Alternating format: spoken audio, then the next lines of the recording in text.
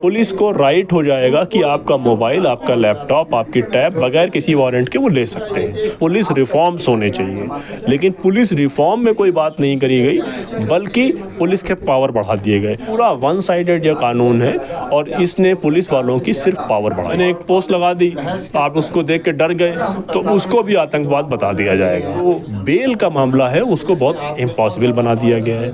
पहली बार किसी भी आरोपी पे हथकड़ी नहीं लगाई जा सकती, लेकिन ये कानून किसी भी आरोपी को हथकड़ी लगाने का अधिकार देता है। 1 जुलाई से देश में 3 नए क्रिमिनल कानून लागू हुए हैं। इसके बाद से बहुत से लोग चिंतित हैं कि क्या इस कानून से उनका बहुत ज़्यादा नुकसान होने वाला है। एक तरफ जहां पुलिस थाने और पुलिस पूरे देश में अलग अलग जगह पे इवेंट करके लोगों को ये बता रही है कि कानून में क्या तब्दीली हुई है और आपको किसी तरह से कुछ घबराने की ज़रूरत नहीं है, लेकिन जो लोग सिविल राइट्स के फील्ड में हैं उनको चिंता है, उनको लगता है कि काला कानून है। हमारे साथ नदीम खान है। Nadeem Khan APCR association for the protection of civil rights के नेशनल सेक्रेटरी हैं। ये तंजीम पूरे हिंदुस्तान में जो बेकसूर इधर उधर गिरफ्तार होते हैं उनको मदद देती है, जो लोग जेल में चले जाते हैं उनकी रिहाई के लिए कोशिश करती है। नदीम भाई, पुलिस तो घूम घूम के ये कह रही है इसमें कोई दिक्कत नहीं है, आप लोग कह रहे हैं काला कानून है, ऐसा क्या है इसमें? देखिए, 2 चीज़ें हैं। आपका अगर फ़ायदा होगा तो आप उसका प्रचार करेंगे, अगर पुलिस का फ़ायदा नहीं होता तो पुलिस उसका प्रचार नहीं कर रही होती। तो इस जाहिर सी बात है कि इस पूरे कानून में पुलिस के पावर्स को इंक्रीज़ किया गया है, इसलिए बार बार पुलिस उसका प्रचार कर रही है और कह रही है कि बहुत अच्छे कानून है। तो ये बट नेचुरल है क्योंकि पुलिस के पावर इंक्रीज़ हुए हैं। कौन कौन से ऐसे पॉइंट्स हैं जो आपको लग रहे हैं गलत है? मैंने 3-4 पॉइंट्स बताए। पहली बार किसी भी आरोपी पे हथकड़ी नहीं लगाई जा सकती, लेकिन ये कानून किसी भी आरोपी को हथकड़ी लगाने का अधिकार देता है। सुप्रीम कोर्ट ने अपने जजमेंट में कहा है कि जब तक आरोप सिद्ध नहीं हो जाए, आरोपी से अपराधी नहीं हो जाए, तब तक आप हथकड़ी नहीं लगा सकते, लेकिन ये किसी भी आरोपी को हथकड़ी लगाने का अधिकार देता है। तो ये उसकी निजी जो स्वतंत्रता है उसका हनन है और साइकोलॉजिकल टॉर्चर है। दूसरा पॉइंट ये है कि पुलिस किसी भी आदमी को जब पकड़ लेती थी तो ये कहा जाता था कि 24 घंटे के अंदर तो उसको मजिस्ट्रेट के सामने ले जाएगा। अब ये 24 घंटे की मियाद को बढ़ा दिया गया है, लेकिन कितना किया गया है इसमें कोई क्लैरिटी इस कानून में नहीं है। तीसरा, जब कोई आदमी पकड़ा जाता था तो पुलिस ये कहती थी कि इन्वेस्टिगेशन करने के लिए 15 दिन हम उसको थाने में अपने रख सकते हैं और 15 दिन तक मैक्सिमम पुलिस रिमांड को ग्रांट करने का राइट जज के पास होता था। अब वो 15 दिन को 90 दिन कर दिया गया है। अब आप बताइए कि 90 दिन कोई आदमी अगर थाने के में रहेगा तो जिस लेवल का टार्चर हमारे थानों में होता है, जिस लेवल की हैंडलिंग होती है, तो वो कोई भी निर्दोष आदमी मार पिटाई के डर से अपने आप को कबूल कर लेगा। 15 दिन तो फिर भी बहुत मुश्किल से वो शायद झेल लेता। दूसरा ये कि जैसे ही मैं कोई आदमी किसी में पकड़ा गया, अब उस 15 दिन के बाद मैंने बेल लगाई तो पुलिस ये कह देगी कि अभी हमारे जो 90 दिन की पुलिस जांच है वो पूरी नहीं हुई है, इसको थोड़ा सा बढ़ा दीजिए। तो फिर क्या होगा कि उसकी बेल नहीं हो पाएगी। तो जो बेल का मामला है उसको बहुत इम्पॉसिबल बना दिया गया है।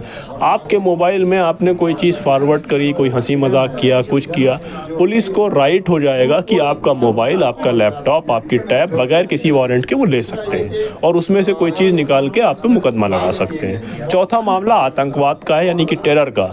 टेरर को कहा गया कि कोई भी आदमी जिससे सामने वाला डर जाए। अब मैंने एक पोस्ट लगा दी, आप उसको देख के डर गए तो उसको भी आतंकवाद बता दिया जाएगा। और पहले आतंकवाद को बहुत सफिस्टिकेटेड तरीके से डील किया जाता था।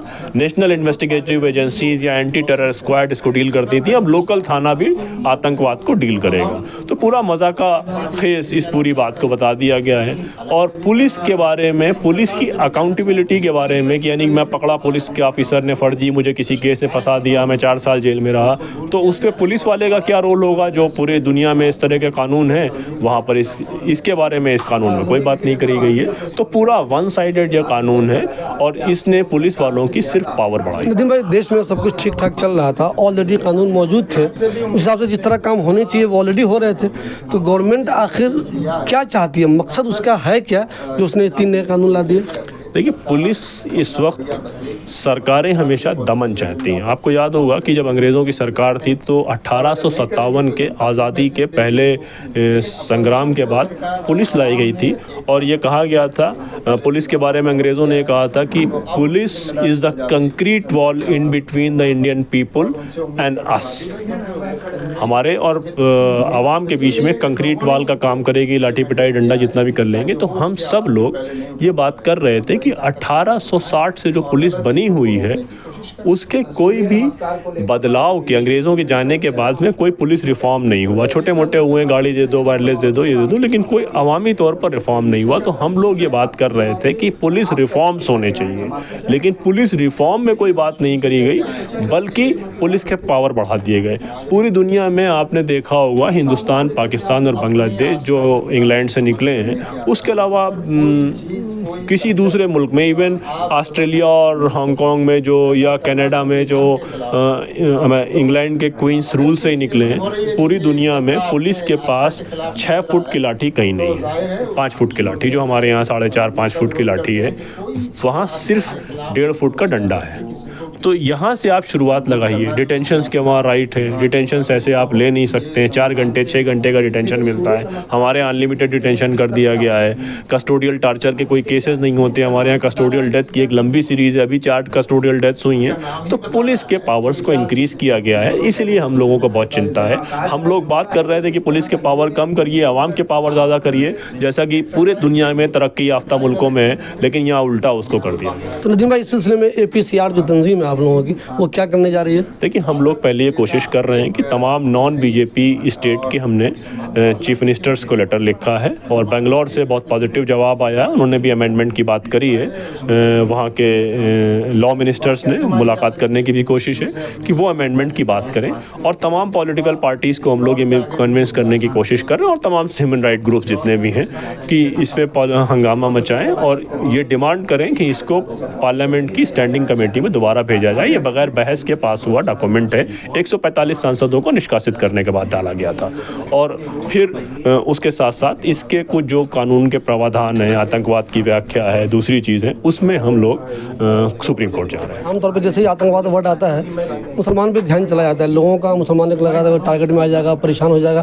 तो क्या इस नए वाले कानून से मुसलमानों को स्पेशली कुछ डरने की ज़रूरत है, या सबके लिए बराबर है? देखिए, डरने की ज़रूरत की बात नहीं है, लेकिन ये है कि पुलिस के राइट बढ़ जाएंगे तो बहुत मुश्किल मुसलमानों के लिए नहीं, मुसलमानों के लिए भी होगी, दलितों के लिए भी होगी और आदिवासियों के लिए भी होगी, जिनके ऊपर यह कानून का ज़्यादा इस्तेमाल होता है।